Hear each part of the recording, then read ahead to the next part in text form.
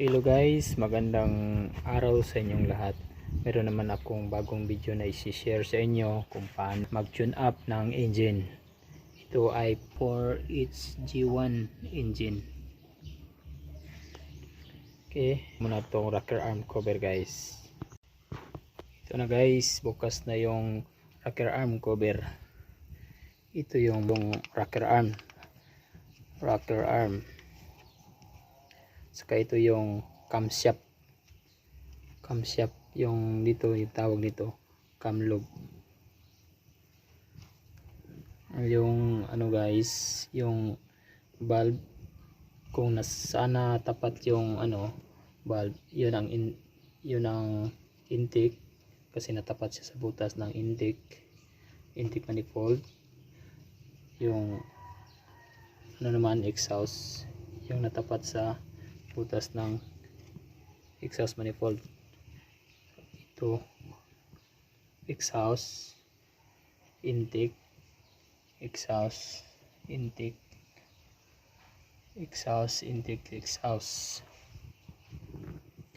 Ang firing order nito guys, 4 cylinder 4HG1. Ang firing order nito guys, yung pag-adjust ng valve clearance is 1 1 3 4 2.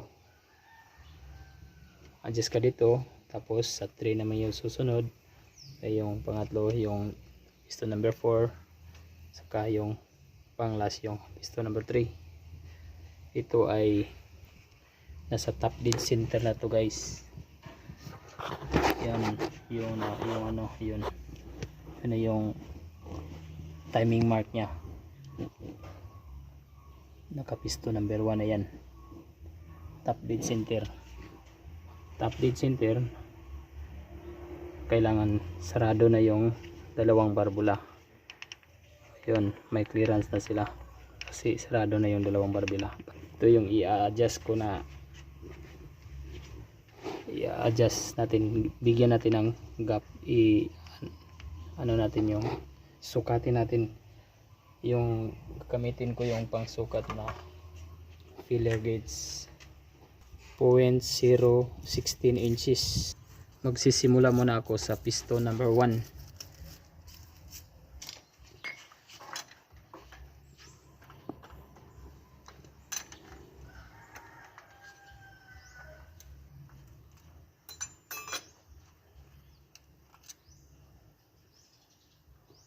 Yan ba to? Okay.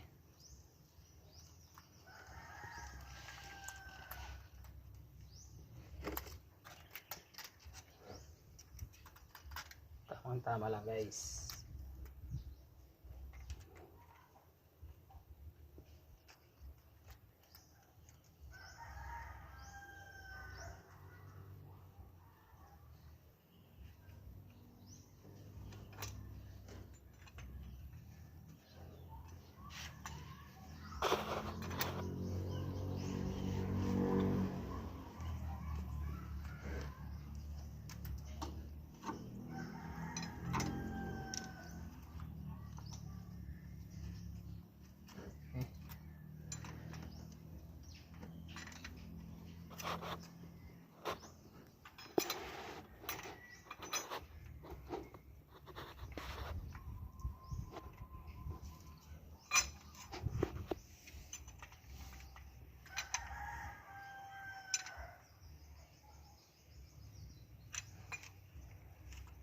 Okay.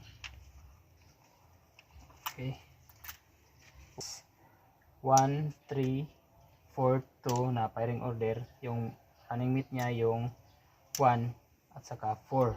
Yun ang piston na magkasabay, yung dalawang piston magkasabay.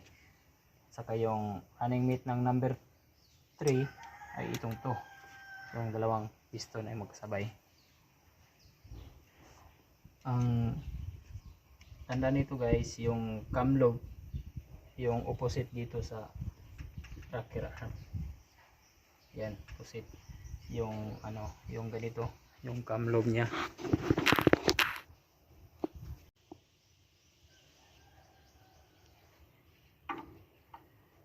Ito yung cam lobe. dito guys, yan, magka-opposite sila dito. Yan, may pwede na yung mag-adjust. Saka yung dito sa kabila, ayun, nandun sa ilalim yung cam lobe. Yeah, yun. Yung running mate nito, yung number 4, yung papatulak na yung cam lobe niya. Yun ang palatandaan para makapag ka na sa kanyang running mate, kapag adjust. Sige, punta na tayo sa piston number 3. Ikutin na natin guys piston number 3, kasi tapos na tayo sa number 1. Punta na naman tayo sa number 3, kasi yung firing order nito is 1, 3, 4, 2. Number 3, titingnan ko lang ito guys.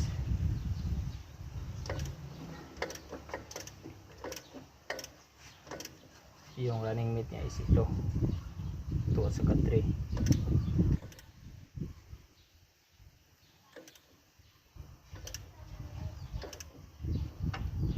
Guys, pwede na yan.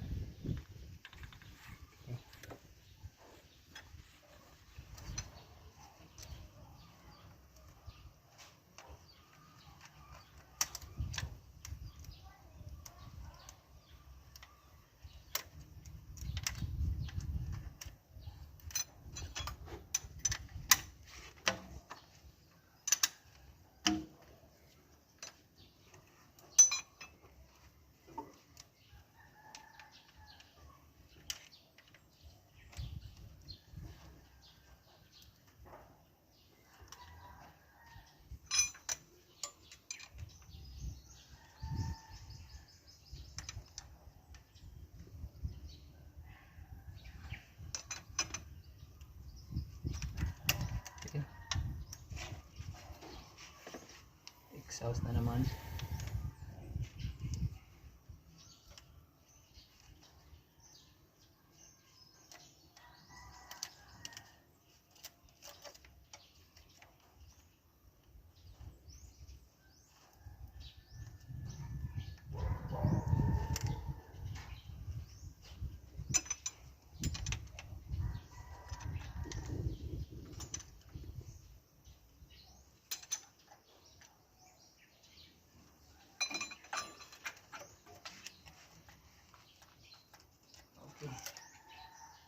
Tama lang ang higpit.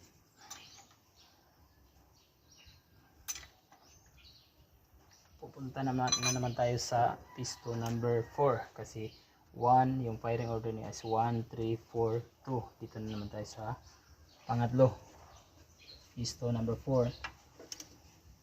Tingnan natin kayo, bababa yung bababa na yung cam lobe niya, at sa yung cam lobe na naman dito ay palabas na rin. Pagbaba dyan napunta na yan sa likuran, pwede na yung mag-adjust. Luluwag na ito, sasarado na yung barbula.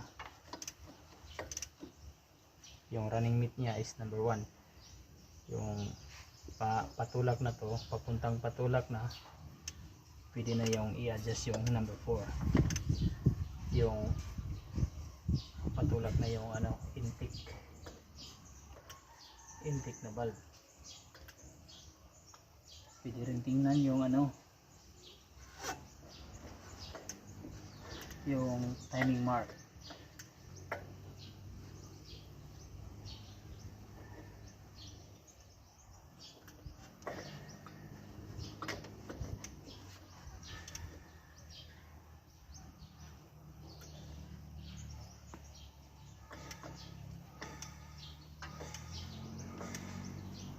Yun, tulak na siya guys. Okay, maluwag na, sarado na yung dalawang barbula.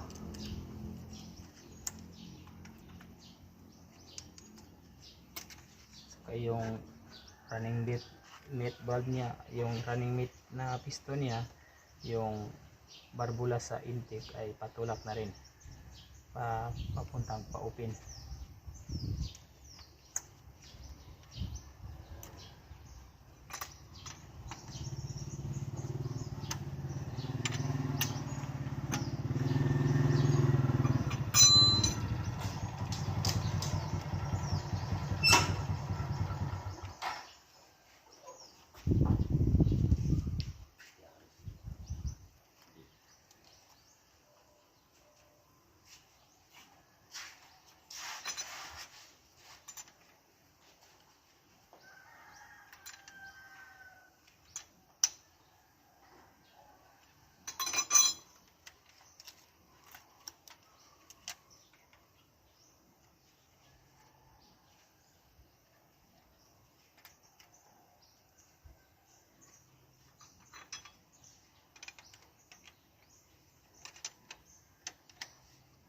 sigpit. Kung katamtaman ng higpit, baka ma-straight.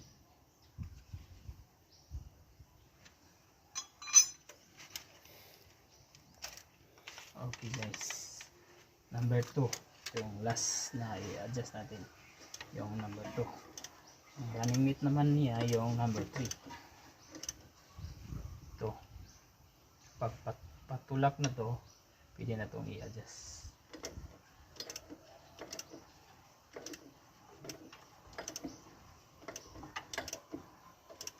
Yun guys.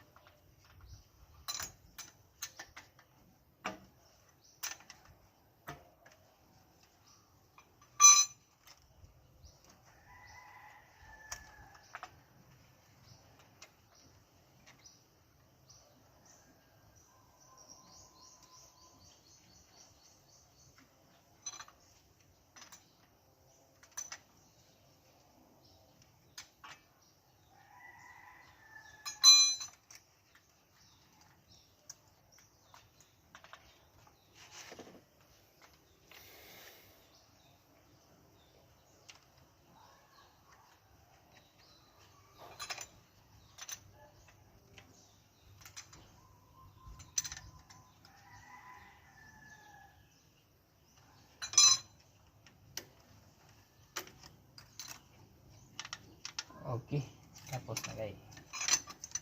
Okay. Tapos na.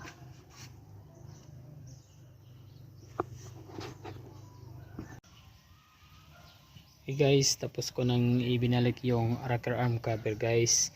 Ang gagawin ko dito ay papaandarin ko na guys. Okay, wala na bang nakalimutan? Ito okay na.